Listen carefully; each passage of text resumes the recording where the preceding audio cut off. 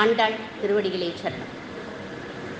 அவ்யக்த தத்பரம் பிரம்ம வாசுதேவம் சனாதனம் வேதாந்த வேத்யம் புருஷம் ராகவம் சரணம் பஜே. நீலோத்பலதளஷ்யாமம் நானாபூஷணபூஷிதம் திவ்ய பீதாம்பரதரம் ராகவம் சரணம் பஜே.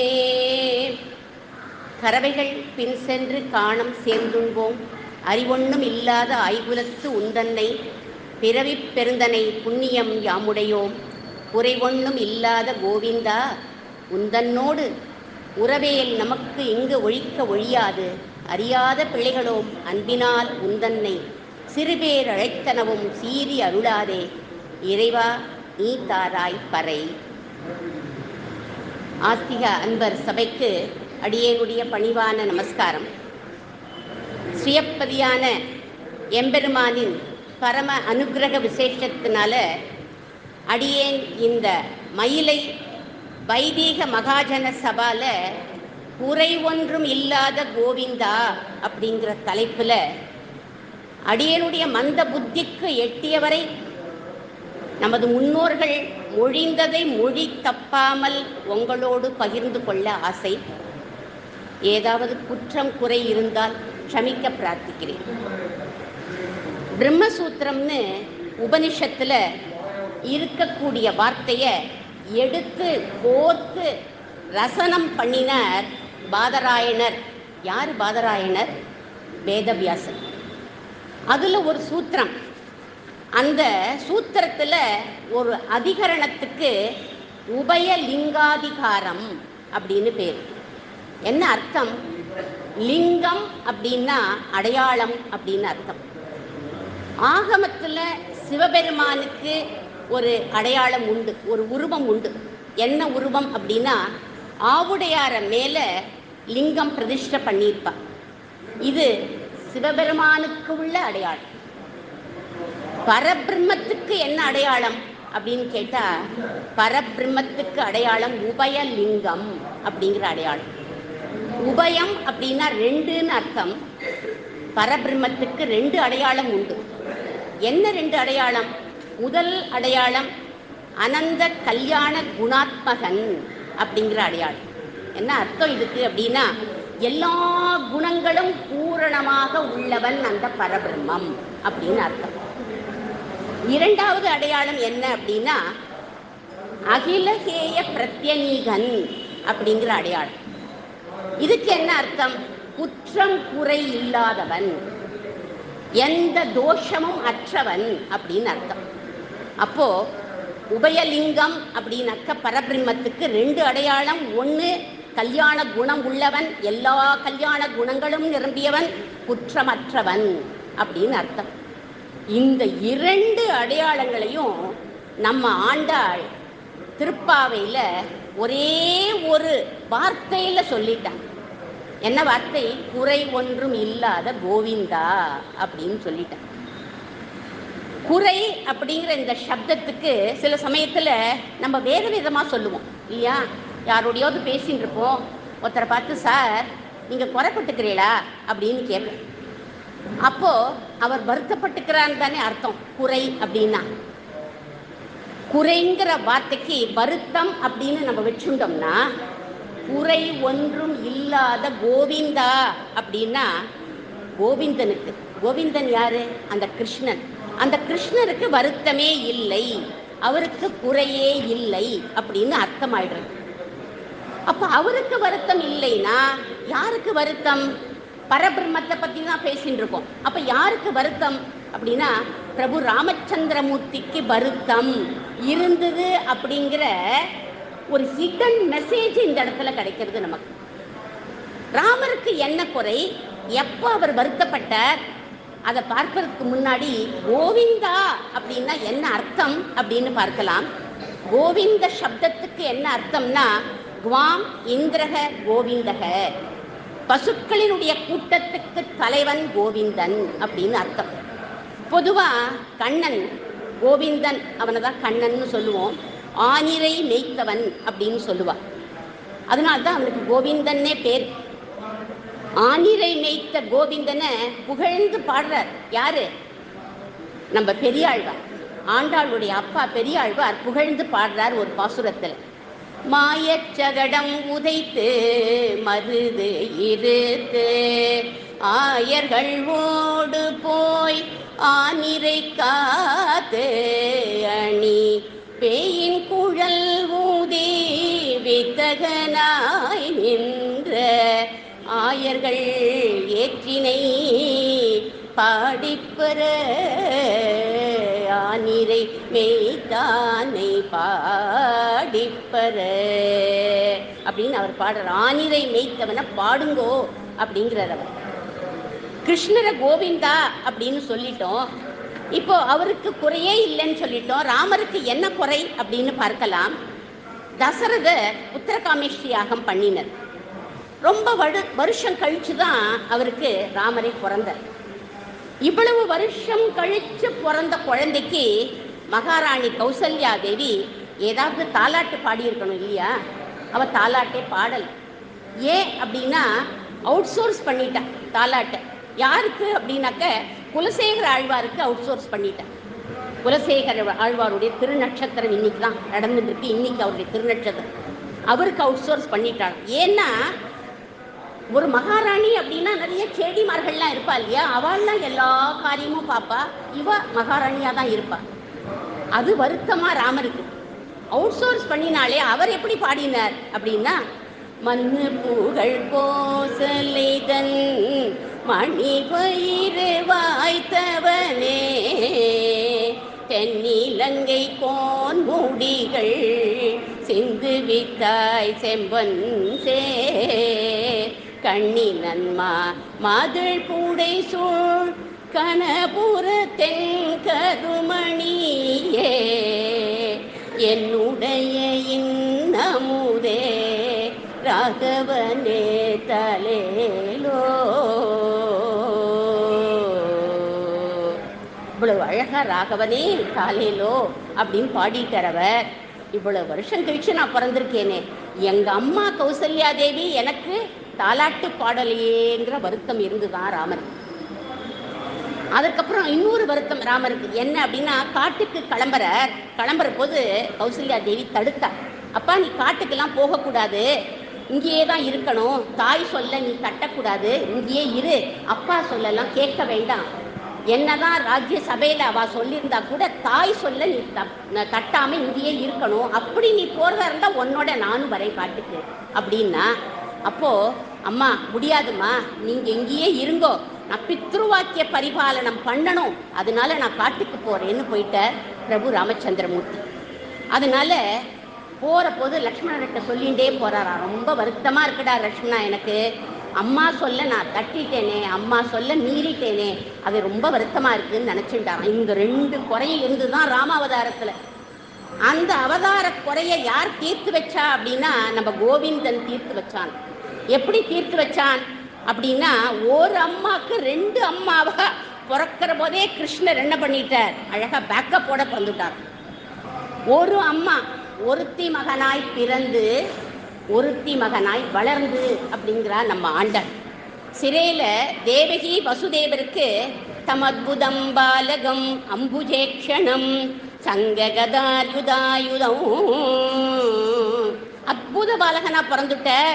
எப்படி குழந்தைய பார்க்கறா, சங்கு சக்கரங்களோட திவ்ய பீதாம்பரங்களோட ஆடை அணிகலன்களோட அவ்வளவு அழகா குழந்தை பிறந்த உடனே, அப்பா இப்படி நீ பிறந்துட்டியே, உன்னுடைய மாமா கம்சன் வந்தான்னா நீ தான் நாராயணன் அவனுக்கு தெரிஞ்சு போயிடும், அதனால அவன் உடனே உன்னை கொண்டுடுவான், நீ எல்லாத்தையும் மறைச்சுக்கோ அப்படின்னாலாம். உடனே இந்த குழந்தைக்கு ஞாபகம் வந்துடுத்து, எது அம்மா சொல்ல கேட்கலையே ராமாவதாரத்துலன்னு. அதனால இங்க உடனே எல்லாத்தையும் மறைச்சுண்டு என்ன பண்ணிட்டார்னா சாதாரண குழந்தையா மாறிட்டார். அதனால அதை மறைச்சுட்டார். சரி, அம்மா சொல்ல கேட்டுட்டார். இந்த இடத்துல தேவகி மாதாவோடத கம்சனுக்கு பயந்து யசோதா அம்மா, இன்னொரு அம்மா இருக்கா இல்லையா, அவ என்ன பண்ணா, குழந்தைய ஒளிச்சு ஒளிச்சு தான் வளர்க்கிறாளாம். ஏன்னா கம்சனால ஏதாவது ஆபத்து வந்துருமோன்னு. குழந்தைக்கு பேர் கூட எப்படி தெரியுமா வச்சா, எப்பேற்பட்ட குழந்தை, பரபிரம்மாச்சே, அந்த குழந்தைக்கு பெருசா ஒன்றும் இதெல்லாம் நடக்கலையாம். எங்க பேர் வச்சா அப்படின்னா, மாட்டுக்கொட்டில் உட்காத்தி வச்சுதான் பேர் வச்சாலும். அப்பா அம்மா குழந்தைகள் தான் இருந்தாலும். அந்த மாதிரி ஒளிச்சு ஒளிச்சு வளர்த்தாலாம் அந்த யசோதை அம்மா. அப்போ எப்படி வளர்க்கிறா, அன்போடையும் ஆசையோடையும் கவனிச்சுக்கிறாளாம். எல்லா காரியமும் அந்த குழந்தைக்கு தான் பண்ணுவா. அங்க கேடிமார்கள்லாம் பண்ணா, ஆனா இங்க இவளே எல்லா காரியமும் பண்ணுவா. குழந்தையை குளிப்பாட்டுவா, அழகா அலங்காரம் பண்ணுவா, ட்ரெஸ் எல்லாம் போடுவா, அணிகலன்கள்லாம் போடுவா, எல்லாம் பண்ணி தானே தாலாட்டும், தனக்கு தெரிஞ்ச தாலாட்டெல்லாம் பாடுவா. பாடிட்டு என்ன பண்ணுவா அப்படின்னா, வெண்ணையை வழிச்சு வழிச்சு அந்த குழந்தையோட வாயில ஊட்டிகிட்டே இருப்பாளாம். இப்படி அன்போட கவனிச்சுண்டாளாம். என்ன தவம் செய்தனை யசோதா, எங்கும் நீரை பரபிரம்மம் அம்மா என்றழைக்க என்ன தவம் செய்தனை அப்படின்னு பாடுறார்கள். அப்பேற்பட்ட தவம் பண்ணியிருந்தாவும். அப்போ ராமனுடைய குறை தீர்ந்து போயிடுது இல்லையா கிருஷ்ணாவதாரத்துல. அதனால குறை ஒன்றும் இல்லாத கோவிந்தா. ராமாவதாரத்துல காட்டுக்கு போறபோது அப்பா தசரதர் ஓன்னு அழுத. அப்பா வாயாலேயே காட்டுக்கு போ அப்படின்னு சொல்ல வச்சுட்டோமேங்கிற வருத்தம் இருந்துதான் ராமச்சந்திரமூர்த்திக்கு. அந்த குறை தீர்றதுக்காக கிருஷ்ணாவதாரத்துல என்ன பண்ணிட்டார், 2 அப்பா. ஒரு அப்பா இல்ல, 2 அப்பா. குழந்தை பிறந்த அடுத்த நிமிஷம் வசுதேவர் என்ன பண்ணார், ரிஸ்க் எடுத்துட்டு கோகுலத்துல கொண்டு போய் குழந்தைய விடுறதுக்காக போறார். ஒரே கொட்டுறது மழை. சேஷோன் பகான் பாரி நிவார என்பனை, ஆதிசேஷன் கொடை பிடிக்கிற யமுனா ஆற்றை கடந்து கோகுலத்தினுடைய எல்லைக்குள்ள நுழைஞ்சுட்டார். நுழைஞ்ச உடனே அவருக்கு வழியே தெரியல, எப்படி போகணும், இந்த குழந்தைய எடுத்துட்டு என்ன பண்றதுன்னு புரியல. அந்த சமயம் அந்த கோவில் அங்கெல்லாம் கருப்பண்ணசாமி சிலைகள்லாம் இருக்கும் இல்லையா, அந்த கருப்பண்ணசாமி சிலைகள்லாம் என்ன பண்ணித்தான், கையில பெரிய வாழை வச்சுட்டு இருக்கும். அதை அப்படி மடக்கி ஆரோ மார்க் மாதிரி மடக்கி காமிச்சுதான், இப்படி போ, இதான் வழி அப்படின்னு. அப்போ அப்பா ரிஸ்க் எடுத்துட்டு, ஒரு அப்பா ரிஸ்க் எடுத்துட்டு கொண்டு போய் கோகுலத்துல விடுறார். இன்னொரு அப்பா என்ன பண்றார் அப்படின்னா, அவர் கண்ணுங்கருத்துமா குழந்தைய பார்த்துக்கிறாராம். அவரை ஆண்டாள் சொல்ற கூர்வேல் கொடும் தொழிலன் நந்தகோபன் அப்படிங்கிற. கூர்வேல் கொடும் தொழிலன், கொடும் தொழில் பண்றார். கூரை அம்ப வந்து வேலை வந்து தீட்டி தீட்டி வச்சுட்டு இருக்காரு. ஏன், எதுக்காக, கம்சனோட ஆட்கள் வந்துருவான், குழந்தைக்கு ஆபத்து வந்துடும். அது மட்டும் இல்ல, சின்ன கொசு கடிச்சா கூட இந்த கொசுவை கூட அந்த வேலால குத்துவார். அப்படி குழந்தைய கண்ணும் கருத்துமா பார்த்துண்ட மற்றொரு அப்பா. அப்ப 2 அப்பா, ஒரு அப்பாவுக்கு 2 அப்பா இங்க கண்ணும் கருத்துமா குழந்தைய பார்த்துண்டா. அதனால குறை ஒன்றும் இல்லாத கோவிந்தன். சாஸ்திரத்துல 3 வாக்கியம் உண்டு. மாத்ரு தேவோபவ, பித்ரு தேவோபவ, ஆச்சாரிய தேவோபவ. மாத்ரு தேவோபவ பார்த்துட்டோம், பித்ரு தேவோபவ பார்த்துட்டோம், இப்போ ஆச்சாரிய தேவோபவ பார்க்க போறோம். இந்த 3 பேரையும் தெய்வமாக நினைக்கணும் அப்படின்னு சொல்றது இந்த சாஸ்திர வாக்கியம். ஸ்வயம் ஆச்சரியதி சிரேஷ்டக அப்படின்னா என்ன அர்த்தம், எவர் தான் சொல்றத நிறைவேற்றி காண்பிப்பாரோ அவரை தெய்வமாக கொள், ஆச்சாரியனை நமஸ்காரம் பண்ணு அப்படின்னு அர்த்தம். எல்லா வேதங்களையும் சொல்லி கொடுத்தார், எல்லா வித்தைகளையும் சொல்லி கொடுத்தார். யாரு, ராமருக்கு. யாரு, வசிஷ்டர். அவருக்கு சம்பாவனை பண்ணாரா, மரியாதை பண்ணாரா, ஒண்ணுமே தெரியல ராமருக்கு. வசிஷ்டர் நன்ன அழகா புரோகிதமும் பார்ப்பாராம். புரோகிதம் பார்ப்பாருன்னா நாள் குறிச்சு கொடுப்பார். அவர் தான் நாள் குறிச்சு கொடுத்தார். என்ன நாள் குறிச்சு கொடுத்தார், ராமருக்கு எப்போ பட்டாபிஷேகம் அப்படின்னு நாள் குறிச்சு கொடுத்தாராம். அந்த நாள்ல பட்டாபிஷேகம் நடந்ததோ, நடக்கலை. அதனால ராமர் காட்டுக்கு போயிட்டாராம். ராமர் காட்டுக்கு போனதை சொல்றார் கம்பன். வெய்யோன் ஒளி தன் மேனில் விரி ஜோதியில் மறைய பொய்யோ எனும் இடையாளோடு இளையானோடும் போனான், அது மையோ மரகதமோ மழைமுகிலோ அப்படிங்கிறார் கம்பன். ராமருக்கே குறிப்பிட்ட நாள்ல பட்டாபிஷேகம் நடக்கல அப்படின்னா அந்த ஊர் ஜனங்கள்லாம், அயோத்தி ஜனங்கள்லாம் பார்த்தாலாம், வேண்டாம் வேண்டாம், இவர்கிட்ட போய் இனிமே நம்ம நாள் நட்சத்திரத்தெல்லாம் போய் கேட்க வேண்டாம், அதெல்லாம் நடக்கவே நடக்காது, ராமருக்கே நடக்கலை, அதனால இவர்கிட்ட போகக்கூடாதுன்னு சொல்லிட்டு வேற யார்கிட்டயோ போயிட்டாலாம். அப்போ ஒரு பேட் ரெப்யூட்டேஷன் கிடைச்சுடுது இல்லையா அவருக்கு. அது ரொம்ப வருத்தமா ராமருக்கு. வித்தையை கற்றுக் கொடுத்த ஆச்சாரியனுக்கு சம்பாவனை தான் பண்ணலை அப்படின்னா அவ பேரை வேற வாங்கி கொடுத்துட்டோமே அப்படின்னு வருத்தப்பட்டாராம். அந்த குறை கிருஷ்ணாவதாரத்தில் தீர்ந்து போயிடுது. என்ன பண்ணினார்? கிருஷ்ணர் 10 வயசு வரலும் ஸ்கூலுக்கே போல. கோகுலத்தில் என்ன பண்ணிட்டு இருந்தார்? மாடு மேய்ச்சிட்டு இருந்தார். அதுக்கப்புறம் கம்சவதம் ஆன உடனே உஜ்ஜைன் அப்படிங்கிற இடத்துல சாந்திபினி அவர்கிட்ட, அந்த ரிஷி கிட்ட போய் என்ன பண்ணினார்? குருகுல வாசம் பண்ணினார். 64 நாள்ல 64 கலைகளையும் கத்துண்டார் அந்த இடத்துல. அதை நாராயணியத்தில் பட்டத்திரிகள் எடுக்கிறார். கத்வா சாந்தி பனிமத சதுஷ்டி மாத்ரே ரகோபிஹி சர்வஜ்ஞத்வம் சகமுசலினா சர்வ வித்யா கிரஹீத்வா. ஆமா, 64 நாள்ல 64 கலைகளை கத்துண்டாரா? அது எப்படி கத்துக்க முடிஞ்சது அப்படின்னா, யார் அவர்? சர்வஜ்ஞர். அவரால் முடிஞ்சுது. அவரால் தான் முடிஞ்சுதே. அப்ப எதுக்கு போய் கத்துக்கணும்? பேசாம இருக்க வேண்டியது தானே அப்படின்னா, படிப்போட முக்கியத்துவத்தையும் ஆச்சாரியருடைய மகிமையும் லோகத்துக்கு பிரகடனப்படுத்தணுங்கிறதுக்காகத்தான் இதை அவர் அங்கே போய் கத்துண்டாராம். ஆச்சாரியன்கிட்ட போய் இருந்தாராம். உடனே ஆச்சாரியன்கிட்ட கேட்கிறார், என்ன சம்பாவனை பண்ணணும் அப்படின்னு கேட்டார்.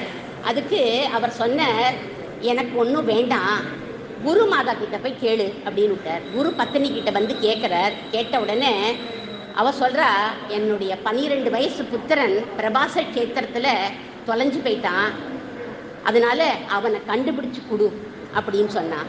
உடனே நேர யமலோகத்துக்கு போய் பாஞ்சஜன்யம் இருக்கு இல்லையா, அதை வச்சுட்டு பெருசாக ஊதினர்.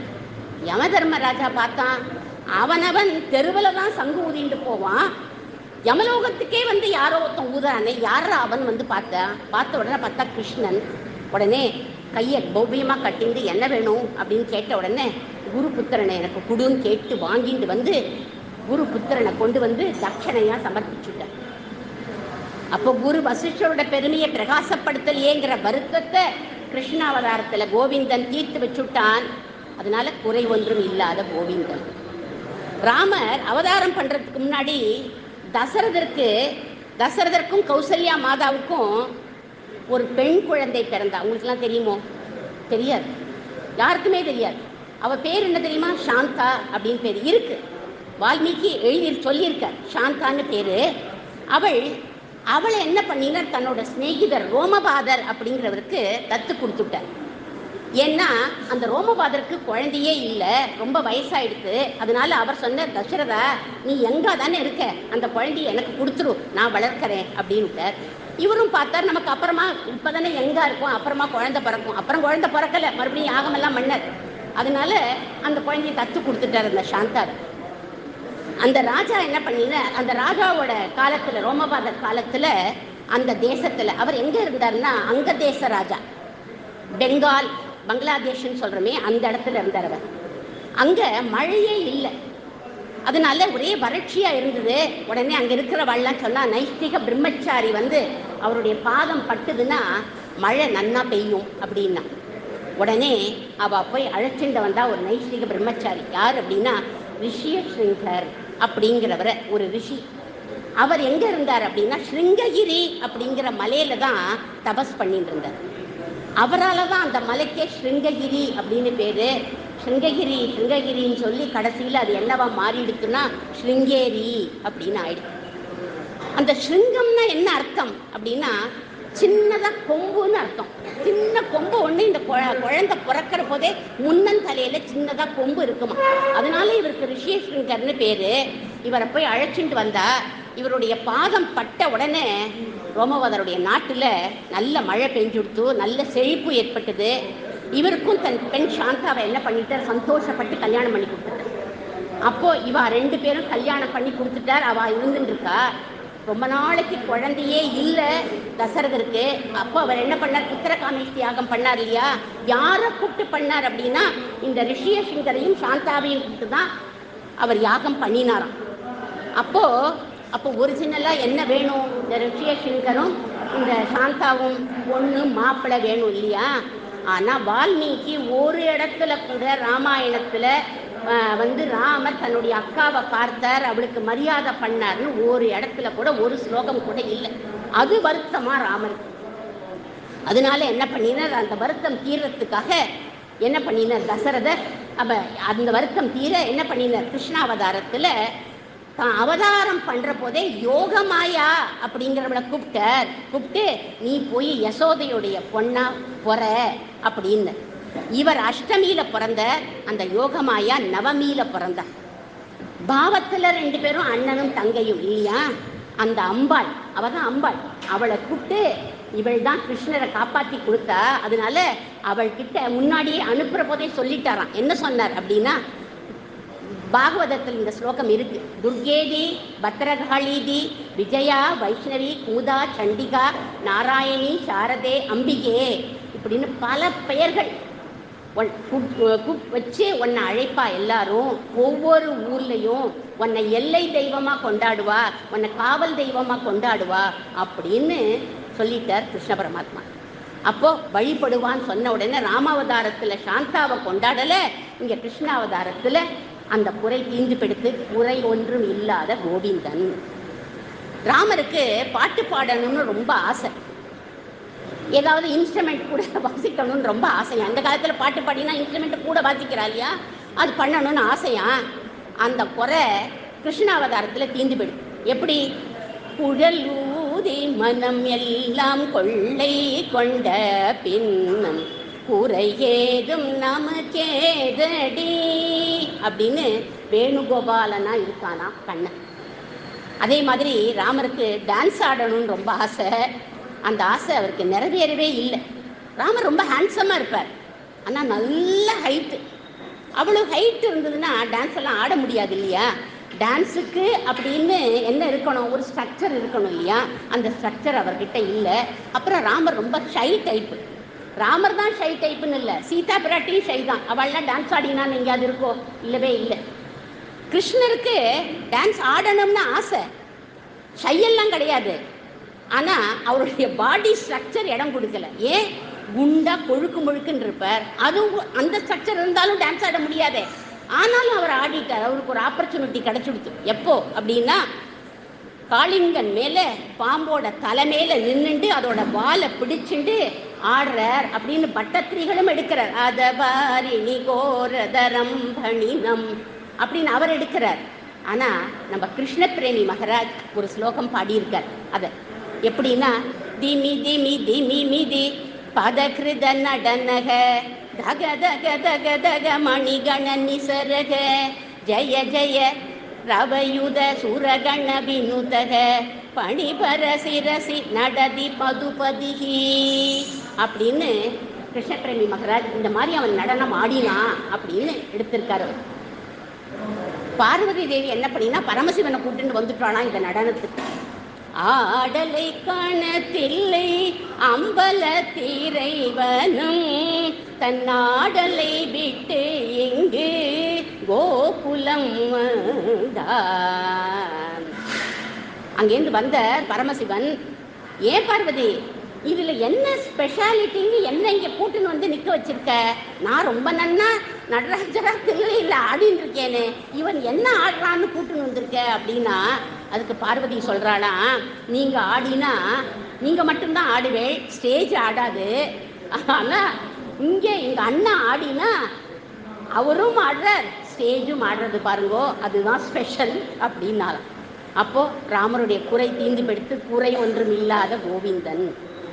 ராமரோட கல்யாணம் அரேஞ்சு மேரேஜா அசிஸ்டட் மேரேஜா? ஏன்னா விஸ்வாமித்திரர் கூட்டின்னு போறாருல்ல கல்யாணம் பண்ணி வைக்கணும்னு. என்ன மேரேஜ்னு நமக்கு தெரியாது. ஆனால் ராமருக்கு ரொம்ப ஆசை, என்ன லவ் பண்ணி கல்யாணம் பண்ணிக்கணும் அப்படின்னு. அவருக்கு நடக்கவே இல்லை, லவ் ஆஃப்டர் மேரேஜ் அவருக்கு. அப்போது அந்த குறை இருந்துதான். கிருஷ்ண அவதாரத்தில் லவ்வோ லவ் தான், எப்போ பாரு லவ் தான், எல்லாத்துலேயும் லவ் தான் அவருக்கு.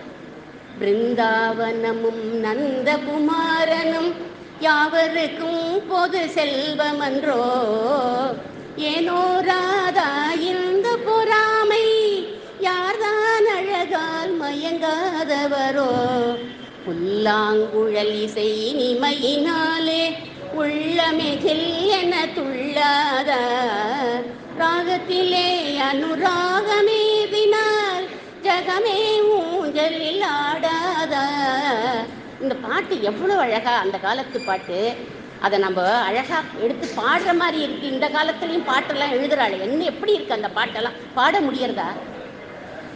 இப்படி காதலான் காதலான் அவன் கிருஷ்ண அவதாரத்துல ராதைக்கும் கிருஷ்ணருக்கும் நடந்த காதலை ஜெயதேவரே அஷ்டபதியில பாடியிருக்க.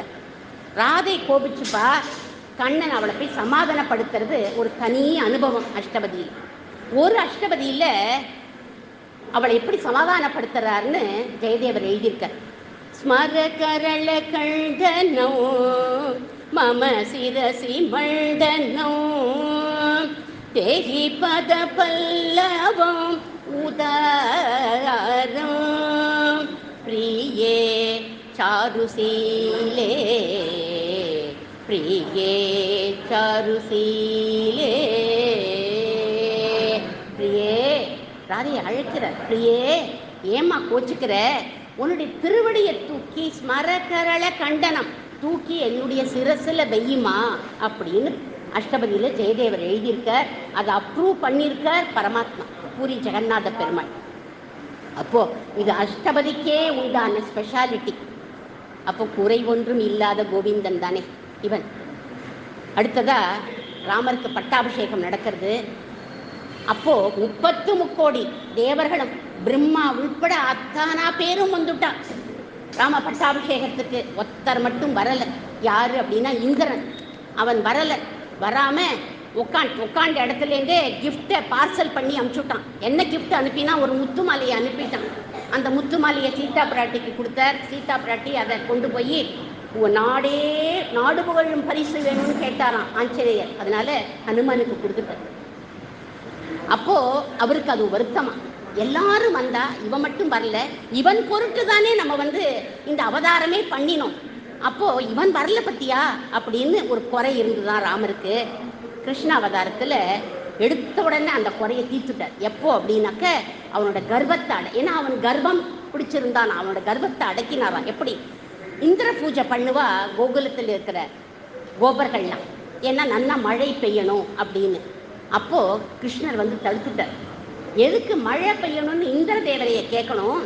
நம்ம இந்த கோவர்த்தன மலை தான் நமக்கு மழை கொடுக்கறது, ஏன்னா அங்கே செடி கொடிகள்லாம் இருக்குது, அதுதான் மழை கொடுக்கறது, அதனால ஸ்டாப் பண்ணுப்பா, இந்திரனுக்கு பண்ணக்கூடாது அப்படின்னு விட்டார்.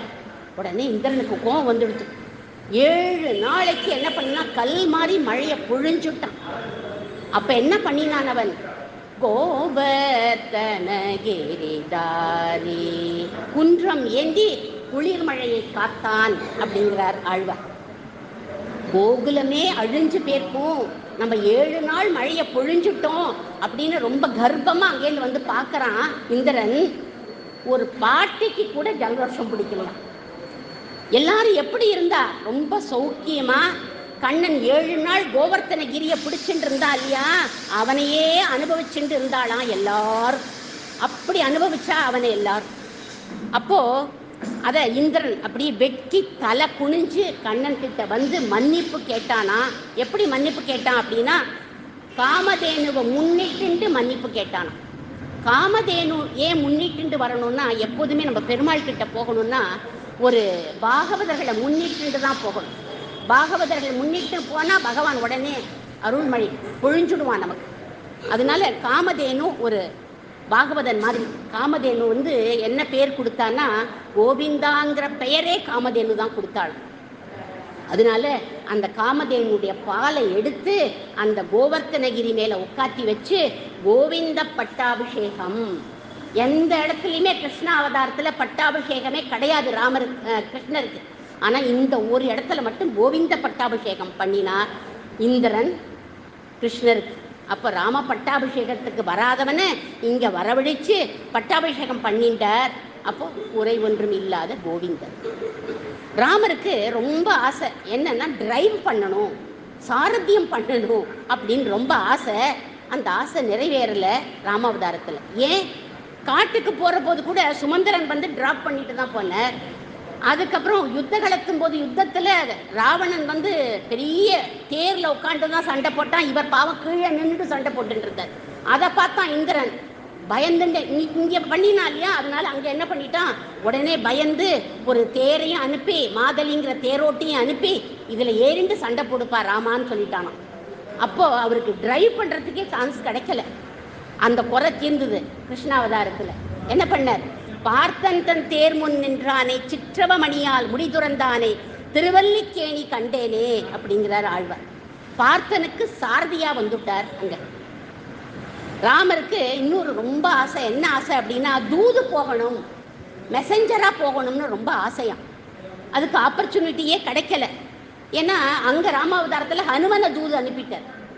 அதனால பார்த்தார், கிருஷ்ணாவதாரத்தில் பாண்டவாளுக்காக தூது நடந்தார், பஞ்சவரை பல வகையில் காத்தார் வந்தார்னு சொல்கிறார் சுவாமி தேசிகர். அப்போது குறை ஒன்றும் இல்லாத கோவிந்தன் தானே, ராமருடைய குறை தீர்ந்து போயிடுச்சு. ராமதாவத்தில் பேசுறதுக்கே சான்ஸ் கிடைக்கலையா ராமருக்கு. மைக்கே யாரும் வைக்கல போல இருக்கு. இங்கே எனக்கு கூட மைக்கு வச்சுருக்கான், அவருக்கு மைக்கே யாரும் கொடுக்கல, பேசவே சான்ஸே இல்லை அவருக்கு. யுத்த காண்டத்தும் போது கொஞ்சோண்டு 2 வார்த்தை பேசியிருக்கார். என்ன பேசினார் அப்படின்னா, சகுருதேவ பிரபன்னாய தவாஸ்மி திசையாத்ததே அபயம் சர்வபூதேப்பியக கதாமி ஏதத் பிரதம்மம. எல்லாரும் என்ன பிடிச்சிக்கோங்கோ, உங்களுக்கு நான் அபயம் கொடுக்குறேன், அவ்வளோதான். இந்த 2 வார்த்தை தான் பேசியிருக்கார் ராமர். ஆனால் அவருக்கு நிறையா பேசணும்னு ஆசை. ஆனால் கிருஷ்ணாவதாரத்தில் யுத்த பூமியில் அர்ஜுனன் சொல்கிறான், கிருஷ்ணா நான் சண்டை போட மாட்டேன்ப்பா, ஏன்னா எதிர்ப்புற நிற்கிறவர் பீஷ்மர், என்னோட தாத்தா, என்னுடைய ஆச்சாரியன், இவாள்லாம் இருக்கா, இவாளை எதிர்த்து நான் சண்டை போட மாட்டேன் அப்படின்னு சொன்னவனை என்ன பண்ணினார், பேச்சோ பேச்சு. கர்மயோகம் ஞானயோகம் 700 ஸ்லோகம், கர்மயோகம் ஞானயோகம் பக்தி யோகம் விஸ்வரூப தரிசனம்னு 700 ஸ்லோகம் சொன்னார். சொன்ன உடனே அர்ஜுனன் என்ன பண்ண, கை கூப்பிட்டு, இதை நீ முன்னாடியே இதெல்லாம் சொல்லாமல் நான் அப்போவே சொல்லியிருந்தேன்னா நான் போயிருப்பேனேப்பா அப்படின்னு சொல்லிட்டு, எனக்கு ஒன்றுமே புரியலை, நீ என்ன அவன் புரியலன்னு மறுபடியும் 2வது தடவை கேட்டுட்டான். ஆனால் எனக்கு ஒன்றுமே புரியலன்னு, அவனுக்கும் புரியல, நமக்கும் இன்னி வரையிலும் அந்த பகவத்கீதை ஸ்லோகம் ஒன்றும் சரியாக புரியலை. அப்படி பகவத்கீதை ஸ்லோகம் சொல்லிட்டான். அவ்வளவு பேச்சு அவனுக்கு கிடைச்சது கிருஷ்ணருக்கு. அப்போ அந்த குறை தீர்ந்தது. பகவான் பாண்டவ தூதனா காஞ்சிபுரத்தில் காட்சி கொடுக்கிறார். பகவத்கீதையை உரைத்த கீதாச்சாரியனா இந்த திருவல்லிக்கேணியில் காட்சி கொடுக்கிறார் பகவான். ராமாவதாரத்தில் கைகேயி அவளுடைய மனசை கலைச்சவள் யார் அப்படின்னா, கூனி அப்படிங்கிற மந்தரை. கூனினா கூன் இருக்கும் அவளோட முதுகில். ராமனுக்கு பட்டாபிஷேகம் அப்படின்னு டிசைட் ஆகிடுத்து. இந்த கூனி தான் வந்து முதல்ல கைகேயிட்ட வந்து சொல்கிறானா, அடி முட்டாளே, இப்படி படுத்துன்னு இருக்கியே, ராமனுக்கு பட்டாபிஷேகம் டி அப்படின்னா. ராமருக்கு பட்டாபிஷேகமா? என் ராமனுக்கு பட்டாபிஷேகமானா, இந்த நாராயணா பால்ஸ்லேருந்து வாங்கிட்டு வந்த பெரிய நெக்லஸ் போட்டுருந்தா அவுத்து இந்தான்னு கையில் கொடுத்துட்டான். ஏன்னா அவ்வளவு சந்தோஷம், என்னுடைய ராமனுக்கு பட்டாபிஷேகம் அப்படின்னு. அவனுக்கு என்னடி தகுதி இருக்கு அப்படின்னு கேட்குறா இவோ கூனி. பரசுராமன் கர்ப்பம் தீர்த்த வண்டி. சரி, நமக்கு அவன் என்னடி உதவி பண்ணா அப்படின்னு கேட்டா, நம்மை எல்லாம் அவன் காத்த வண்டி. சரி, அதனால என்ன, பட்டம் கட்ட ஏத்த வண்டி. என்ன உரிமை இருக்கு அவனுக்கு, 4 பேரில் மூத்த வண்டி. சரிடி, அவனுக்கும் உனக்கும் என்னடி சம்பந்தம் அப்படின்னு கேட்டோன்னே, அவன் என் கண்மணி, ராமனுக்கு மன்னன் முடி தரித்தாலே நன்மையுண்டொரு காலே. இப்படி பாடிட்டா அவ சொல்றா, என்னோட பிள்ளை, என்னுடைய கண்மணி ராமன் அப்படின்னு நினைச்சுட்டு இருந்தவளுடைய மனசை ஒரு 1.5 மணி நேரத்தில் பிரெயின் வாஷ் பண்ணி சர்ஃபெக்சல் போட்டு வாஷ் பண்ணி விட்டுட்டான்னா இந்த கூனி எப்பேற்பட்ட சாமர்த்தியசாலி பாருங்க. அதை கம்பர் சொல்கிறார், நான் சொல்லலை. தோன்றிய கூனியும் துடிக்கும் நெஞ்சினாள், ஊன்றிய வெகுளியாள், உழைக்கும் உள்ளத்தாள், கான்றி எரி நயனத்தாள், கதிக்கும் சொல்லினாள், 3 உலகினக்கும் ஓர் இடுக்கண் மூட்டுவாள் அப்படிங்கிறார் கம்பர். கூரோடு கூடிய கூனி, கூரோடு கூடிய கூனி, அவளால் தான் ராமர் காட்டுக்கு போனார் அப்படின்னு காரணம். ஆனால் ராமர் எப்பேற்பட்டவர் தெரியுமா, எல்லாருக்கும் பிதா, எல்லாருக்கும் தந்தை அவர். அவருக்கு என்னன்னா இந்த கூனியை மன்னிச்சுட்டார் ராமாவதாரத்தில். காட்டுக்கு போனாலும் ஆனால் அவருக்கு ஒரு வருத்தம் இருந்துதான். என்னென்னா இந்த கூனை நம்ம சரி பண்ணலையே அப்படின்னு வருத்தம் இருந்துதான். அதனால அந்த வருத்தம் தீர்றதுக்காக கிருஷ்ணாவதாரத்தில் மதுரா நகரத்துக்குள்ள பலராமனும் கிருஷ்ணனும் நுழையிறார். எல்லாரும் வரவேற்கிறார் அவரை. ஸ்வாகதம் கிருஷ்ணா சரணாகதம் கிருஷ்ணா மதுராபுரி சதனாமிருத வதனா மதுசூதனா ஸ்வாகதம் கிருஷ்ணா. இப்படி எல்லாரும் வரவேற்றோன்னு அவள் முன்னாடி கிருஷ்ணர் முன்னாடி ஒருத்தி வந்து நிற்கிறா. யாருன்னா திருவிக்ரா அப்படிங்கிற 3 இடத்துல, திரின்னா 3 இடத்துல அவளுக்கு பாடியில் பூன் இருக்கும். அவள் என்ன பண்ணுவான்னா டெய்லி நல்லா அரைச்சி சந்தனத்தை கொண்டு போய் கம்சனுக்கு சமர்ப்பிப்பாளாம். அதை எடுத்துட்டு அவள் வரா, கூனிட்டு வரா. அவள்கிட்ட போய் அவளை குப்ஜா அப்படின்னு கூப்பிட்ட. அவள் பேர் குப்ஜா. கூப்பிட்டு சந்தனத்தை எனக்கு கூட அப்படின்னு கேட்டார். சந்தனத்தை அவள் கொடுத்தா, அவருக்கு பூசியும் விட்டா. அவரும் அந்த சந்தனத்தை எடுத்து திருவிக்ரா மேல பூசினர். அவளுடைய கூணு சரியாயிடுத்து, பேரழகி ஆயிட்டாள் அவள். அப்படின்னு யார் சொல்றா அப்படின்னா தாவத் ஜெகத் சுந்தரீம் அப்படிங்கிறார் நாராயணியத்தில் பட்டத்திரிகை. ராமாவதாரத்தில் கூனியோட கூனை திருத்தலையேன்னு வருத்தப்பட்டார் ராமர். கிருஷ்ணாவதாரத்தில் கிருஷ்ணன் குப்ஜையோட கூனை சரி பண்ணி அவளை என்ன பண்ணிட்டான் அப்படின்னாக்க மிஸ் வேர்ல்டா ஆக்கிட்டான். அப்போ குறை ஒன்றும் இல்லாத கோவிந்தன். கடைசியாக முடிச்சு விடுறேன். ராமாவதாரத்தில் ராமர் வைகுண்டம் போகிற போது எல்லாரையும் அழைச்சிட்டு போயிட்டார். அயோத்திக்கு போன யார் யாரெல்லாம் என்னோட வரப்போறீங்களோ வாங்கன்னு சொல்லி யாரையுமே விட்டு வைக்கல. புல் பூண்டு எறும்பு எல்லாரையும் அழைச்சிட்டு போயிட்டாராம். அப்படின்னு நான் சொல்லலை, ஆழ்வார் சொல்றாரு ஒரு பாசுரத்தில். கற்பார் ராமபிரானை அல்லால் மற்றும் கற்பரோ. படிக்கணும், கற்கணும்னா எதை படிக்கணும் தெரியுமா? ராமாயணத்தை தான் படிக்கணுங்கிறார் அவர்.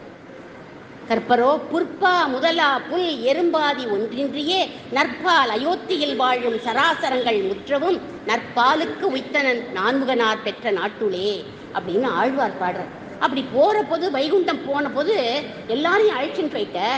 வைகுண்டத்துக்கு போனவாளை எப்படி இருந்தது வைகுண்டம் கேட்க முடியுமோ? கேட்க முடியாது. ஏன்னா போனவா திரும்பி வர முடியாது. நச்சப்புனரா வர்த்ததே, அது ஒன் வே பார்த்து தான். அதனால யாராலையும் திரும்பி வர முடியாது. அதனால விண்டவர் கண்டிலர் கண்டவர் விண்டிலர் அப்படின்னு சொல்கிறார். அப்போது ஆனால் ராமருக்கு திரும்பி வரணும்னு ஆசையாம். வைகுண்டத்திலேருந்து திரும்பி வரணும் அப்படின்னு ஆசை. அப்போ நடக்க முடியாத அந்த காரியத்தை பண்ணணுமே, அப்போ பண்ணலையே, அது ஒரு குறை. அதை கிருஷ்ணாவதாரத்தில் தீர்த்து வச்சுட்டார் கிருஷ்ணர். எப்படி? கிருஷ்ணாவதாரத்தில் அர்ஜுனனையும் கூட்டுண்டு வைகுண்டத்துக்கு போயிட்டு திரும்பி வந்துட்டார். எப்போ?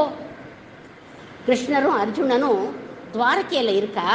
அப்போ ஒரு பிராமணர் அங்கேருந்து வந்து அழறார், வாசலில் நின்று கத்துறார். என்னோட 9 குழந்தைகள் பிறந்த உடனே காணா போயிடுறது, மறைஞ்சு போயிடுறது. அந்த குழந்தை எங்கே போச்சுன்னே தெரியல. இங்கே ஆட்சியே நன்னா நடக்கலை. இந்த துவாரகாதீசன் என்ன ஆட்சி பண்ணுறான் அப்படின்னு வந்து ஒரு கத்தினர், அழுதர் அந்த பிராமணர். அர்ஜுனன் அங்கேருந்து வந்தான். கவலைப்படாதீங்கோ, நான் காப்பாற்றி கொடுக்குறேன். உங்களுக்கு அடுத்த குழந்தை பிறந்தான். அடுத்த குழந்தையும் பிறந்தது, 10வது குழந்தை பிறந்தது. இதெல்லாம் நான் சொல்லலை, ஆழ்வார் பாசுரத்தில் சொல்லியிருக்கார். அந்த 10வது குழந்தை பிறந்தது. பிறந்த உடனே இவன் காவல் காக்கிறான் அர்ஜுனன். குழந்தை அழற சத்தம் உள்ள கேட்கறது. செத்த நாளைக்கெல்லாம் அந்த பிராமணர் அழுதுண்டு வந்துட்டார். என்ன நீ காவல் காக்கிற? என் குழந்தை போயிடுத்து, மறைஞ்சு போயிடுத்து இந்த குழந்தையும் அப்படின்னு ஒன்று. நீ என்கிட்ட என்ன சொன்ன? நான் காத்து கொடுக்குறேன், இல்லைன்னா நான் அக்னி பிரவேசம் பண்ணுவேன்னு. பண்ணு இப்பவே அக்னி பிரவேசம் அப்படின்னு சொல்லிட்டார் அந்த பிராமணர். அக்னி பிரவேசம் பண்ணுறதுக்கு வந்துட்டான். அப்போது கிருஷ்ணர் வர, அர்ஜுனா அக்னி பிரவேசம்லாம் பண்ண வேண்டாம், வா என்னோட அப்படின்னு கூட்டுண்டு போனார். அர்ஜுனனை மட்டும் கூட்டுண்டு போல, இந்த பிராமணரையும் கூட்டுண்டு போனார். இந்த பிராமணரும் ரதத்தில் ஏறிண்டு போறார். எங்க? வைகுண்டத்துக்கு போனார். திரும்பி வர முடியாத இடம் அந்த வைகுண்டம். அந்த வைகுண்டத்துக்கு போன உடனே அங்கே பார்த்தா நாராயணன் பக்கத்தில் மகாலட்சுமி மடியில் 10 குழந்தைகளும் விளையாடின்னு இருக்கு. ஏன் இந்த குழந்தைகளை கூட்டுன்னு வந்த அப்படின்னு கேட்குறார். கேட்ட உடனே நாராயணன் வைகுண்டநாதன் சொல்கிறானா, ஒன்றை துவாரகாதீசனும் அர்ஜுனன் 2 பேரையும் நான் பார்க்கணுன்னு ஆசைப்பட்டேன். அதனால தான் இந்த குழந்தைகளை கூட்டுண்டு வந்தேன். உங்கள் 2 பேரையும் நான் தரிசனம் பண்ணிட்டேன் அப்படின்னு அவர் சொன்னாராம். சொன்ன உடனே குழந்தைகள் 10 குழந்தைகளையும் வாங்கி இந்தா அப்படின்னு அந்த பிராமணருக்கு கொடுத்தார். அவர் என்ன பண்ணார் தெரியுமா? முதல் பண்டா நீ வாடா, ஏறிடா ரதத்தில், இது 2வது, இது 3வது, இது 10வது அப்படின்னு வரிசையாக ஏற்றின்னு இருக்கார் ரதத்தில். அவருக்கு ஒரு வைகுண்டத்துக்கு வந்திருக்கோம், அது எப்படி இருக்கு என்ன ஒண்ணுமே அவருக்கு தெரியாது. ஆனா எல்லாமே கண்டு கழிச்சான் யார் அப்படின்னாக்கா அர்ஜுனன். வைகுண்டபதியையும் பார்த்தான், மகாலட்சுமியும் பார்த்தான் அர்ஜுனன். அங்கேருந்து போயிட்டு எல்லாரையும் திருப்பி அழைச்சிட்டு வந்துட்டார் கிருஷ்ணர். அப்போ திரும்ப வர முடியாத வைகுண்டத்துக்கு போயிட்டு திரும்பி வந்துட்டார். நடக்க முடியாத காரியத்தை நடத்தினார். ராமரால முடியல, கிருஷ்ணாவதாரத்தில் அதை நடத்தி காண்பிச்சார். அதனால குறை ஒன்றும் இல்லாத கோவிந்தன். இப்போ அதை சம்மரைஸ் பண்ணிடுறேன். என்ன சொன்னேன் குறை ஒன்றும் இல்லாத கோவிந்தன்கிறதுல அப்படிங்கிறத இப்போ நான் சம்மரைஸ் பண்ணுறேன். ஒரு அம்மாவுக்கு 2 அம்மா, ஒரு தந்தைக்கு 2 தந்தை, ஒரு அக்கா சாந்தாவை கவனிக்கலை, தங்கையான அம்பாளுக்கு எல்லா பிராதானியமும் கொடுத்தார். வசிஷ்டருக்கு அவப்பெயர் சாந்திபனிக்கு சம்பாவனை பண்ணி அவர் குழந்தையை மீட்டு கொடுத்தார். வாத்தியம் வாசிக்கலை, இங்கே வேணுகோபாலன். நாட்டியம் ஆடலை, இங்கே காளிங்க நர்தனம். அங்கே காதல் இருந்துதான்னு தெரியல, இங்கே ராதையோட காதல்.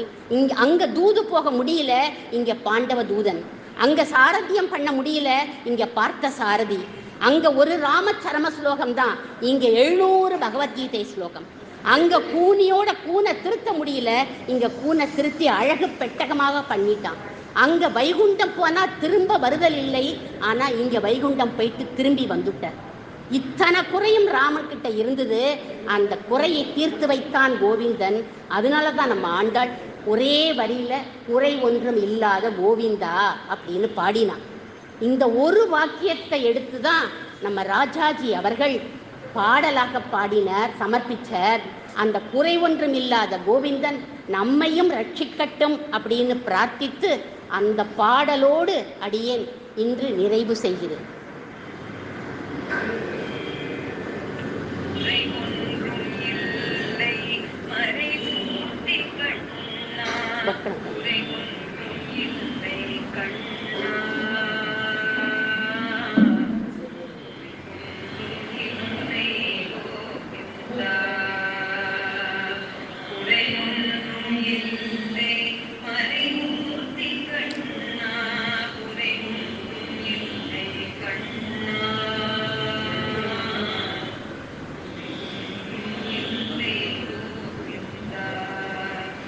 உங்களுக்கு தெரிஞ்ச பாடலாம், தெரிஞ்ச பாடுங்க, ரெக்கார்ட் ஆகுது. யார் யார் தெரியுமா பாடுங்க. குறை ஒன்றும் இல்லை மறைமூர்த்தி கண்ணா